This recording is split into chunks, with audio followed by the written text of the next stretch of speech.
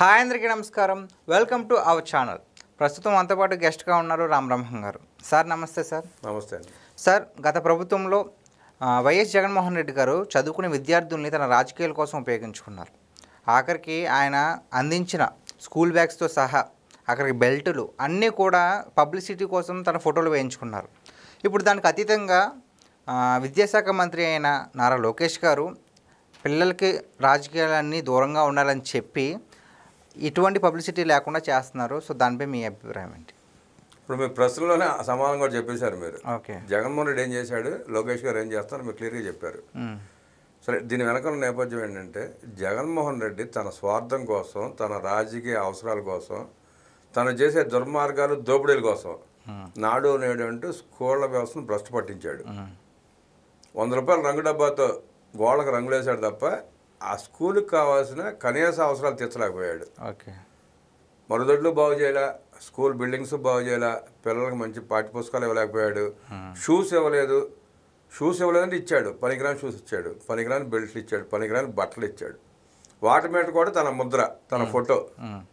అంటే ఆ విద్యార్థులు లేచిన దగ్గర నుంచి పడుకునే వరకు ఈ సుందరాంగాన్ని చూసి చదువుకోవాలన్నమాట. ఓకే, పైన ఈయన ఫోటో పెట్టి చూసుకుంటే చదువుకోవాలని చెప్పి అతని కోరిక. ఆయన ఉద్దేశం ఏంటంటే ఆ ఫోటో అలా ముద్రించబడితే రాజకీయంగా నాకు ఎదురు ఉండదు, ఈ పిల్లలందరికీ మనసులోనే ఉండిపోతాను కదా అనుకున్నాడు. అదే రోత పుట్టి వాళ్ళకి ఇంటికి పంపించారు. అది కూడా చూసాం మనం.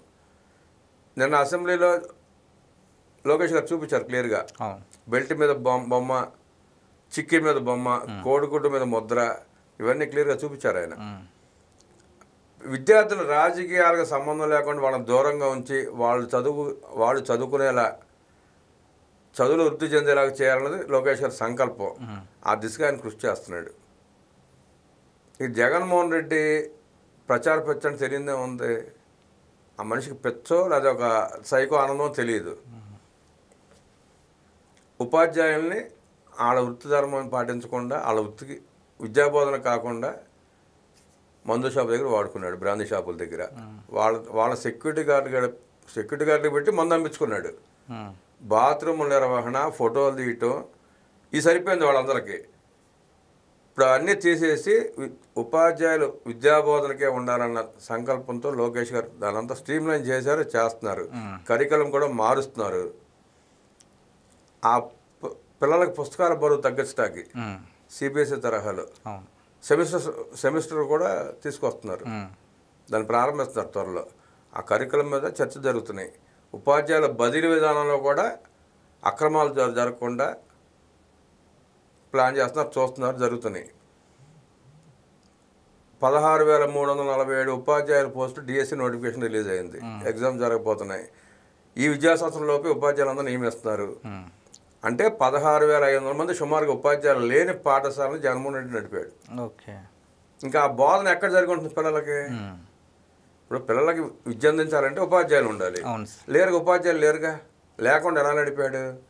స్కూళ్ళు ఇప్పుడు మీకు primary school, upper primary school, జిల్లా పరిషత్ స్కూలు, ఇట్లా స్కూల్స్ ఉన్నాయి కదా. అన్నీ మర్చేసి పిల్లలకి విద్యను దూరం చేశాడు. ఇప్పుడు మీ ఊళ్ళో ప్రైమరీ స్కూల్ ఉందనుకోండి, పిల్లలు వెళ్తారు, చదువుకుంటారు, వస్తారు. అదే పొరుగు ఊళ్ళో ఉంటే కొంచెం ఇబ్బందే కదా, కొంచెం చాలా ఇబ్బంది. అట్లా 17 లక్షల మంది విద్యార్థుల్లో సుమారుగా 9 లక్షల మంది డ్రాప్అవుట్ అయ్యారు. ఓకే, స్కూల్స్ దూరం అయ్యి వెళ్ళడం కుదరక ఆర్థిక భారం మీద పడి పిల్లలను కూడా తల్లిదండ్రులు పంపించాలి ఆ స్కూల్స్కి.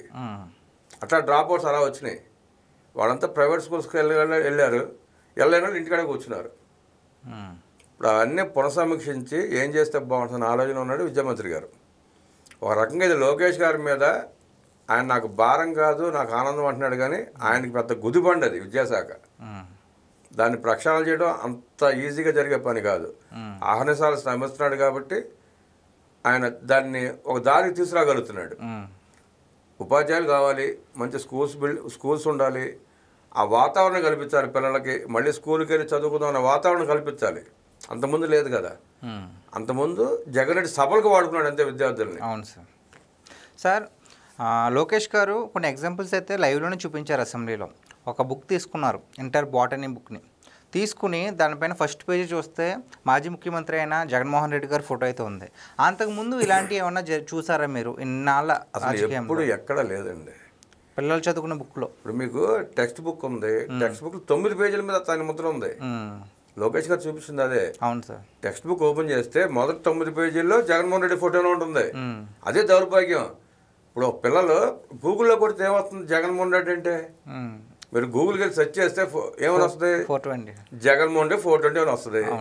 ఆ పిల్లలు కూడా అట్లా తయారవ్వాలనే, నేను చూసి వాళ్ళు కూడా ఈయన అనుసరించాలనే, వాళ్ళు కూడా అట్లా ఈయనకి మళ్ళీ దోపిడీ చేసుకోవాలనే. ఏంటి దాని ఉద్దేశం? అంత పెచ్చ ఏంటి అసలు? ఎక్కడ చూసినా నీ ఫోటోనే ఉండాలా? సరిహద్దు రాళ్ళ మీద నీ ఫోటోనే ఉంటుంది, పాస్బుక్లో నీ ఫోటోనే, దస్తావేజులో నీ ఫోటోనే, ఆఖరికి పిల్లలు తినే కోడిగుడ్డు మీద నీ ఫోటోనే. ఆ పెచ్చ ఏంటి అసలు? ఆఖరికి పిల్లలు ఆడుకునే క్రికెట్ గార్డ్ దాని మీద కూడా జగన్ బొమ్మ వేస్తున్నారంటే అంతకంటే దౌర్భాగ్యులు దరిద్రులు ఏమైనా ఉంటారు అసలు?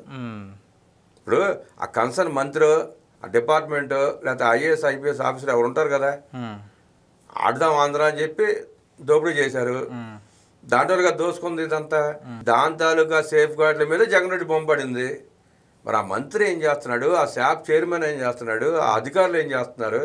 కనీసం జగన్ రెడ్డి బొమ్మ ఎక్కడ వేస్తున్నాం మనం జ్ఞానం కూడా లేకుండా ఆ సేఫ్ గార్డ్ మీద జగన్ బొమ్మ ఏంటండి? నవ్వుతారని కూడా లేదా? ప్రజలు నవ్వుకుంటారు అవన్నీ చూసి. ఇప్పుడు అవన్నీ ప్రక్షాళన చేశారు. ఎక్కడ రాజకీయ ముద్ర లేదు. కూటమి ప్రభుత్వం వచ్చిన తర్వాత ముఖ్యంగా లోకేష్ గారు మంత్రి పదవి చేపట్టిన తర్వాత విద్యా వ్యవస్థ బ్రహ్మాండంగా ఉంది. అన్ని సెటిల్ చేస్తున్నారు, కరికులం మారుస్తున్నారు, పిల్లలకి బరువు బాధ్యత తప్పిస్తున్నారు ముందుగా. దానికి చాలా సంతోషపడాలి. ఆయనకి విద్యార్థులంతా దండం పెట్టుకోవాలి రోజు లేచి. లేదంటే మనం చూస్తాం కదా, స్కూల్స్కి వెళ్ళే పిల్లలు ఎంత బరువు మోసుకెళ్తారు, ఎన్ని టెక్స్ట్ బుక్స్ ఉంటాయి, ఎన్ని నోట్ బుక్స్ ఉంటాయి. ఇప్పుడు అన్నీ బరువు తగ్గించేసినట్టే కదా. సంతోషంగా వెళ్తున్నారు పిల్లలు స్కూల్కి, సంతోషంగా చదువుకుంటారు. ఈ పిల్లలు ఇప్పుడు ఎవరైతే స్కూల్స్లో చదువుతున్నారో 10th ఇంటర్మీడియట్ డిగ్రీను, వీళ్ళు బయటకు వచ్చేటప్పటికి ఉద్యోగం కూడా రెడీగా ఉండాలని ఆయన సంకల్పం. ఆయన ఏదైతే 20 లక్షల ఉద్యోగాలు హామీ ఇచ్చాడో ఈ పిల్లలు విద్య కంప్లీట్ చేసుకుని బయటకు వచ్చేటప్పటికి ఆ ఉద్యోగాలు రెడీగా ఉంటాయి. ఇప్పుడు 20 లక్షల ఉద్యోగాలు అంటే మరి 20 లక్షల ఉద్యోగాలు చేసే పిల్లలు కూడా కావాలిగా మనకి. అవును సార్. సార్ అలాగే చూసుకున్నట్లయితే ఓన్లీ ఇంటర్ బాటనీ బుక్ 9 పేజీలు 10 లక్షల మంది ఉంటే నెలకి సంవత్సరానికి 30 లక్షలు అవుతుందని చెప్పారు ఓన్లీ ఇంటర్ బాటనీ. అలా చూసుకుంటే చాలా వాటి మీద ముద్రించారు. మరి వీటన్నింటికి చాలా ప్రజాదరణ నష్టం అవుతుంది కదా, మరి దానికి మీరేమంటారు? నష్టమే. 5 ఏళ్ల పాలన ప్రజాదరణ నష్టం అవ్వంది ఎక్కడ చెప్పండి? గత జగన్ రెడ్డి పాలనలో 5 సంవత్సరాల్లో ఎక్కడ నష్టం జరగల. ఎక్కడ జరగలేదు? పలాందని లేదు కదా. ఏ డిపార్ట్మెంట్ తీసుకున్నా అన్నిట్లో దోచుకున్నాడు. అన్నిట్లో దోచుకోవడమే కదా. శాండ్లో దోచుకున్నాడు, మైన్లో దోచుకున్నాడు, లిక్కర్లో దోచుకున్నాడు. ప్రతిదీ స్కామేగా. ప్రతి డిపార్ట్మెంట్ని దోచుకున్నాడు. అట్లాగే దీంట్లో కూడా దోచుకున్నాడు. పుస్తకాల్లో బొమ్మలు ఇవ్వచ్చు దోచుకున్నాడు. 30 లక్షలు అంటారు కదా ఒక బుక్లో. బోర్డు బుక్స్ ఉంటాయి కదా, నోట్ బుక్స్ ఉంటాయి, టెక్స్ట్ బుక్స్ సుమారుగా 25-30 పుస్తకాలు ఉంటాయి. అంటే దాంట్లో ఎన్ని కోట్లు జరిగిందో స్కాము? అదే 300-400 కోట్లు కనపడుతుంది సుమారుగా. దానికి ఖర్చు ఎంత అవుతుంది? బాగా అయితే 5 లక్షలు 10 లక్షల ఖర్చే ఉంటుంది. మిగతాది మొత్తం వాళ్ళు అడ్డం పెట్టి దోచుకుని ఉంటారు. ఎట్టయితే ఆడదాం ఆంధ్రాలో 119 కోట్లు శాంక్షన్ చేయించుకుని సగం తినేశారు. అది కాకుండా జిల్లాల్లో ఉన్న క్రీడాకారులకు ఫండింగ్ ఉంటుంది, అవి సుమారుగా 400 కోట్లు వాడేశారంట. అంటే సుమారుగా 450 కోట్లు అప్పుడు స్కామ్ జరిగింది. ఆడదాం ఆంధ్రాలోనే రోజారెడ్డి చేసిన స్కామే 450 కోట్లు సుమారుగా. ఇవన్నీ అట్లాగే జరుగుతాయి. Thank you sir. నమస్తే.